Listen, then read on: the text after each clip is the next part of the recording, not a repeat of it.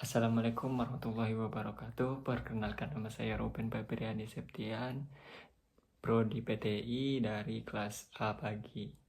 Di sini saya akan merekap semua tugas dari pembelajaran TI. Nah, di sini tugas pertama di sini saya dikasih presentasi bersama teman-teman. Di sini tugas pertama kami mempresentasikan tentang sejarah komputer, evolusi 5 generasi teknologi komputer. Nah, di sini generasi pertama pada tahun 1940 sampai 1956. Komputer generasi pertama menggunakan vakum sebagai komponen sirkuit utamanya karena teknologi awal ini ukurannya komputer sangat masif. Contoh paling ikonik dari era ini adalah ENIAC yang membutuhkan ruangan sangat besar dan daya listrik yang sangat tinggi.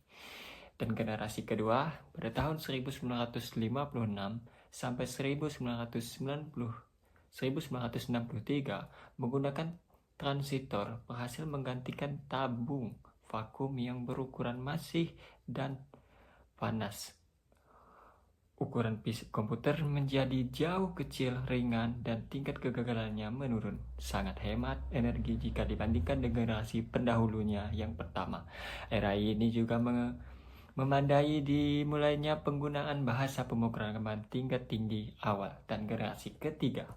Generasi ketiga ini pada tahun 1964 dan sampai 1971, pembangunan integrated circuit atau dibilang IC atau sirkuit terpadu menjadi ciri utama dan lompatan besar pada generasi ini.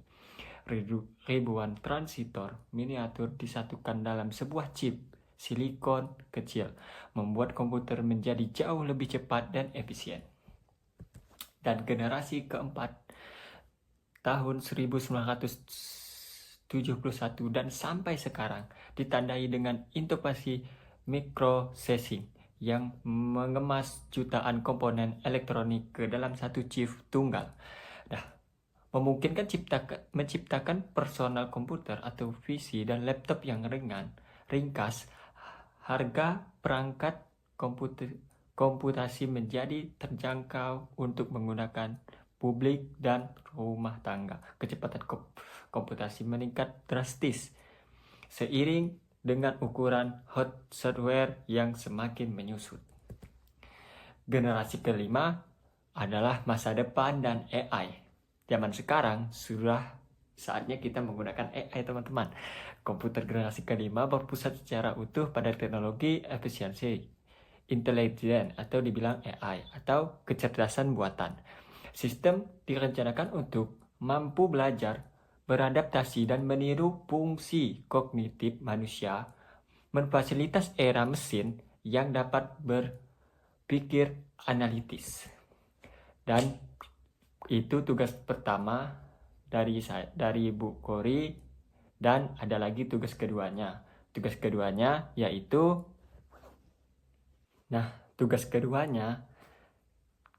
kami juga presentasi ke depan, dan presentasi ke depannya kami mempresentasikan tentang mengenal nama hewan. Nah, di sini saya akan memaparkan video dan sekalian akan lihat kami presentasi di depan. Oke, saya akan tampilkan videonya. Cing. Apa kabar hari ini? Baik. Di sini udah tahu belum siapa nama saya? Belum tahu ya? Iya. Nama saya Ruben Fabriani Septian dan rekan-rekan saya di sini. Nama saya Nisya Aulia Fardiansa. Oke, di sini udah tahu belum nama-nama hewan? Belum. Kok belum tahu, nggak belajar ya kalian? Oke, yang biasa kalian lihat hewan-hewan itu apa saja? Kucing ya. Oke. Di sini yang di depan ini kalian sudah tahu belum apa namanya?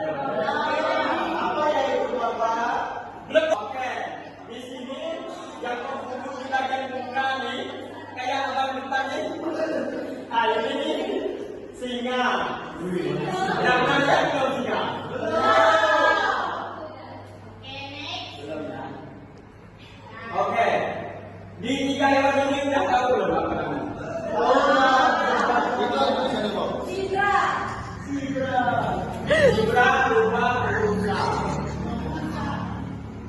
Next. Kecil besar dari zebra. Kecil ya Pak ya. Aku kira itu Ruben coba rubah tulisannya. Ubah itu spesiesnya kayak serigala.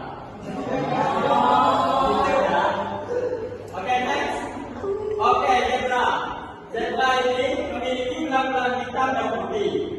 Seperti di gambar, zebra ini hidup di padang rumput. Zebra suka makan apa zebra? Tidak makan daging. Zebra tidak makan daging, dia makan tumbuh-tumbuhan. Karena itu kaget dari Allah. Itu beras khusus manusia. Zebra ini khusus makan hitam dan putih. Hah? Burung nanti ada. Sama ya? Oke, next. Oke, di sini ada berubah. Udah pernah lihat berubah belum? Kayak gini lah, kayak berubah. Ubah itu kudu coklat, berekor panjang serupa hewan yang lincah. Hewan yang sangat cerdik.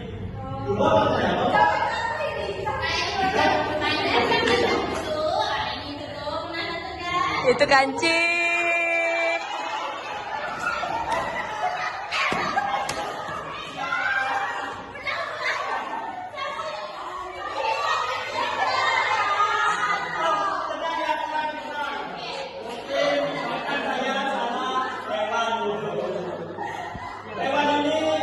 Hewan berubah ini sudah tahu belum dia makan apa? Ubah ini makannya daging. Daging apa? Oke, next. Oke, rusa.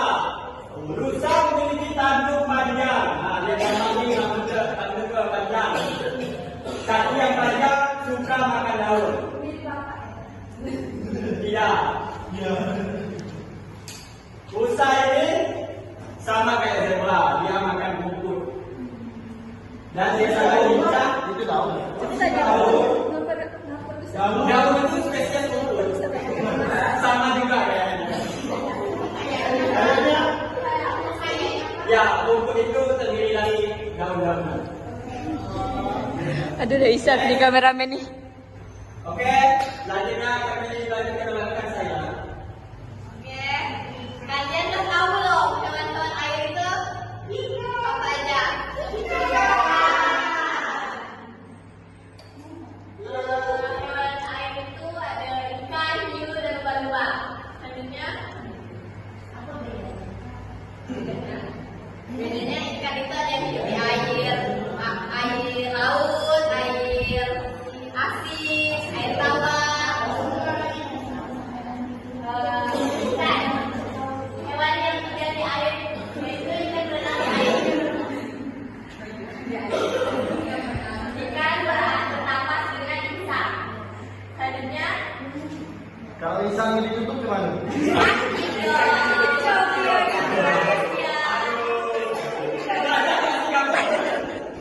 kemudian hiu ini tinggalnya di air apa?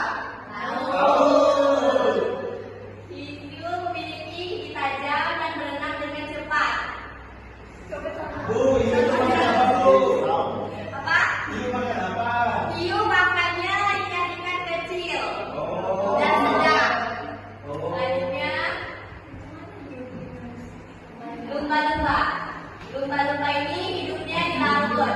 Dia juga memiliki gigi tajam dan berenang dengan cepat juga. Hiu terbang. Jadi lumba-lumba makan itu ikan. Iya, iya, ikan sedang. Lumba tuh. Tapi ada lumba-lumba hidup di akuarium. Nah, itu untuk sirkus. Sama. Pertunjukan. Lumba-lumba itu adalah hewan laut terpintar kayaknya. Dia itu mudah digunakan dan ketika manusia menyuruhnya dia pasti mengikuti. Betul Pak, saya ingin satu. Apa? Lumba-lumba. Aku janji. Oke, selanjutnya akan dibahas oleh rekan saya. Oke, ini yang film bencana itu apa? Ayam. Kok ayam sih kamu bilang? Hewan bencana itu adalah kelompok hewan yang memiliki kemampuan dalam melayang di angkasa juga.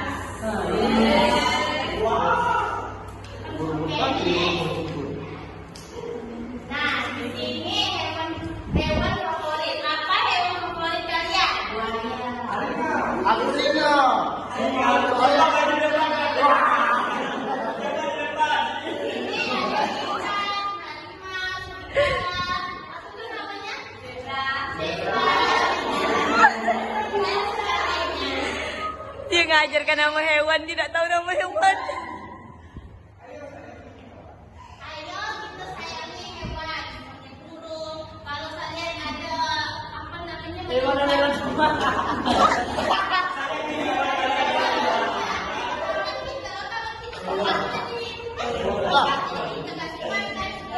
Kalau singa ini hapus aja mana? Kalau singa ini hapus. Nah, singa itu khususnya kandang. Ya, kalau singa itu khususnya kandang. Ya, kita disayang kasih makan. Tidur di kamar dong, singanya. Singa itu pemakan manusia. Kalau kita taruh di kamar, kita tidur di dalam perutnya. Gitu. Susah juga ya. Ah. Oke, sekian dari kelompok kami. Apakah anak-anak ada yang ingin dipertanyakan? Oke ya. Kalau tidak ada, sekian dari kelompok kami. Assalamualaikum warahmatullahi wabarakatuh. Waalaikumsalam. Nah, terus tugas ketiga, kami diberi tugas oleh Bu Kori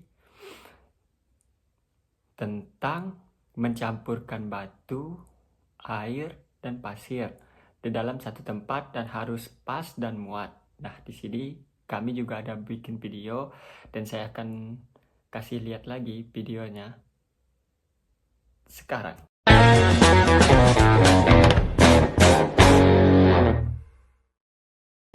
Assalamualaikum warahmatullahi wabarakatuh. Perkenalkan, nama saya Ruben Robert Septian. Di sini saya akan menjelaskan materi tentang batu, pasir, dan air. Di sini kita memasukkan batu. Batu ini melambangkan hal-hal besar di bagian kehidupan kita, seperti keluarga, pekerjaan, rumah tangga, seperti dan lain-lain. Kita memasukkan pasir. Pasir ini melambangkan hal-hal yang kecil tapi penting bagi kita, seperti pekerjaan dan lain-lain. Dan ini air. Air ini melambangkan hal yang sangat tidak penting dari kehidupan kita, seperti menonton TV, belajar, dan lain-lain. Ya. Baik, dari materi yang saya jelaskan ini, saya bisa menyimpulkan ketika kita memulai dari hal yang terpenting dari hidup kita, kita akan menjadi orang yang baik dan sukses. Dan lalu ketika kita melakukan hal yang kecil terlebih dahulu bagi kita, hal kecil ini tidak terlalu penting, guys. Lebih penting yang besar dulu, guys. Yang kecil ini, aduh, sepele. Kurang, guys. kurang. Dan baik, terima kasih bagian dari saya. Assalamualaikum warahmatullahi wabarakatuh. Sekian dari saya. Itu tugas-tugas yang dikasih Bu Kori. Cukup sampai di situ saja. Sekian dari saya. Terima kasih. Assalamualaikum warahmatullahi wabarakatuh.